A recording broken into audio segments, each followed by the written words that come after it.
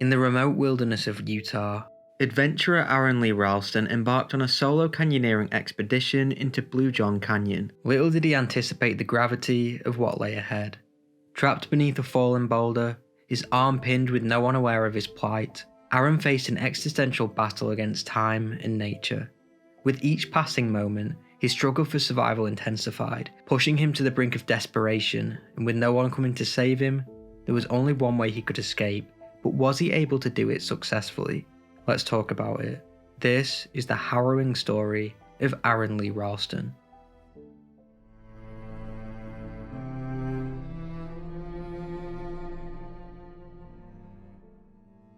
Aron Lee Ralston was born to parents Larry and Donna Ralston on the 27th of October 1975 in Marion, Ohio. He lived here until he was 12 years old, when his family relocated to the city of Denver, Colorado. Whilst attending Cherry Creek High School in Greenwood Village, Aron would find a passion in bouldering, skiing, hiking, and everything outdoors. He would often spend his time after school walking with friends and enjoying nature. This passion followed him throughout his life, and after he graduated from Carnegie Mellon University in 1997 with a degree in mechanical engineering and French, he continued exploring and becoming more experienced in the outside world, and Colorado was the perfect place for this. In the summer, he would work as a rafting guide, which furthered his passion for outdoor activities. However, after graduation, he found himself working at Intel as a mechanical engineer, a job which, although stable and well paid, was not what he wanted to do. After 5 years of working for a large corporation, Aron found himself burnt out.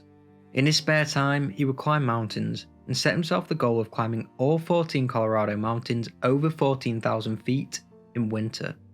In May of 2002, Aron quit his job to climb Mount Denali, the largest mountain in North America. After this, he moved out to the skiing town of Aspen to continue with his goal of climbing the 14 peaks. In 2003, an incident would occur on Resolution Peak when he and his skiing partners were caught in a Grade 5 avalanche, which shook the group to their core. No one was seriously injured, but his friends refused to speak to him in the aftermath, which should have changed his outlook on safety and risk assessment. Nevertheless, this did not deter Aron from his passion, and he would continue to adventure across America mostly on his own. After his friends cancelled a mountaineering trip they had planned, he had 5 days to spare, and in April of 2003, he found himself in Utah, and on the 26th, he decided to go canyoneering through Bluejohn Canyon alone. Bluejohn Canyon, located in Utah's remote Robbers Roost area, is a dramatic slot canyon renowned for its narrow, winding passages and sheer towering walls. Carved into the Navajo sandstone, the canyon offers a challenging terrain for even the most experienced canyoneers. With sections only a few feet wide, the canyon poses a serious challenge involving rappelling, scrambling, and navigating tight squeezes. Due to its remote location, reaching Bluejohn Canyon requires significant off-road travel and thorough preparation, and although Aron was prepared, he made an absolute crucial error. He was young and overconfident, and told no one that he was going. He arrived at Canyonlands National Park on April the 25th and could not wait to explore. That night, he slept in his truck. At 9 o'clock the next day, which was a Saturday, he set off on his bike to Bluejohn Canyon, which was 15 miles away. He locked his bike and made his way through an opening of the slot canyon. A slot canyon is a narrow, deep canyon with steep vertical walls. Whilst lowering himself into the lower part of the canyon, he put his weight onto a boulder which was suspended in the air by the opposing canyon walls. This caused the rock to dislodge, and both Aron and the rock fell deep into the canyon below. In a split second, Aron found his arm wedged between the boulder and the wall. He was now trapped. No one knew he was there, and he was 15 miles from a paved road. He tried to pull his arm free, but it was no use. He knew if someone did not come across him, he would die. However, he had some food, including 2 burritos and a candy bar, and also a bottle of water, which he could make last for a few days. The first day passed slowly. He spent it chipping away at the boulder with his multi-tool, but it was no use. He would take small sips of water and little bites of his food to get him by. He debated cutting through his arm, but Aron only had a cheap multi-tool, which made the task of sawing through his bone seemingly impossible. So he continued on, chipping away at the rock. It was now night time, and he was unable to sleep. He said, "Even if I wanted to sleep, I couldn't. The penetrating chill of the night air urges me to keep attacking the rock to generate warmth. And when my consciousness does fade, my knees buckle and my weight tugs on my wrist in an agonizing call to attention. Because of this, he managed to create a makeshift seat with climbing gear to help release tension on his legs and wrists. He could now lean back, but this would restrict blood flow to his legs, so he had to stand up and sit down in repeated 20-minute intervals. After what seemed like forever, sun would shine through the canyon. He made it through the first night trapped. The next day, after a few more unsuccessful attempts at freeing himself from the canyon, he heard faint voices in the distance. He screamed for help over and over again, but he heard nothing back. He then realised there was no one in the canyon. He was delirious and desperate. Aron was now seriously debating amputating his arm, coming up with ideas how to do so, and creating a tourniquet to stop the bleeding. He managed to make a makeshift tourniquet, but the plan was still useless as he knew he could not cut through his bone. He put the knife to his wrist, but he couldn't do it. The thought repulsed him. 24 hours after becoming trapped in the canyon, Aron picked up his camcorder and recorded a message for his family. He said, "It's 3:05 on Sunday. This marks my 24-hour mark of being stuck in Bluejohn Canyon. My name is Aron Ralston. My parents are Donna and Larry Ralston of Englewood, Colorado. Whoever finds this, please make an attempt to get this to him. Be sure of it, I would appreciate it. What you're looking at there is my arm, going into the rock, and there it is stuck.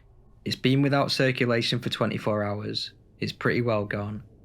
He went on to apologise and admitted going out alone without telling anyone was dumb. He thought he'd most likely be dead by Tuesday. By the third day, Aron had an idea. His previous makeshift tourniquet was too weak for the job and was unable to stop the blood flow. He said, "I realise that I'm not confident in my tourniquet. I need something more flexible than the tubing and more elastic than that's it, elastic. The neoprene tubing insulation from my camelback is supple but strong. It's perfect." With a mix of elation and frustration, Aron retrieved the tubing insulation from his backpack, wrapping it tightly around his forearm before attempting to cut into his skin with a knife, only to find it futile as the blade failed to penetrate his skin, leaving him questioning his plan and cursing his luck. It was at this point, Aron did something he'd never done before. He prayed. "God, I'm praying to you for guidance. I'm trapped here in Bluejohn Canyon. You probably know that, and I don't know what I am supposed to do. Please show me a sign." But nothing would happen. "Okay, God, since you're apparently busy, devil, if you're listening, I need some help here. I'll trade you my arm, my soul, whatever you want. Just get me out of here." By day 4, he was running low on water. He wondered if anyone was looking for him, if he'd ever see his loved ones again, or eat his favourite meal. Once again, he pulled out his camcorder, recording a message for his family. He said, "It's 6:45 in the morning on Tuesday morning. Mum, Dad, I really love you guys. Thank you for both being understanding and supportive. I really have lived this last year. I wish I had learned some lessons more astutely, more rapidly, than what it took to learn. I'll always be with you." He also recorded a message for his sister, who was soon to get married. He said, "I wanted to say Sonia and Zach that I really wish you the best in your upcoming life together. Do great things with your life that will honour me the best. Thanks." He then decided again to attempt cutting through his arm. With huge effort, he managed to break through the skin and hit bone. He was surprised at the little amount of blood that came out, but by now his arm was decomposing due to lack of blood flow, but he was still unable to cut through. He decided to drink the last of his water and see what fate had in store for him. It was now day 5. Aron was delirious, hearing and seeing things. He knew if he didn't escape today or the next day, he would die. He etched his name into the rock, his day of birth and what he thought would be the date of his death. He had visions of a boy, his future son, which gave him hope that he would live. This vision would change everything. It gave Aron one more idea. What if he broke the bones in his forearm and then cut through?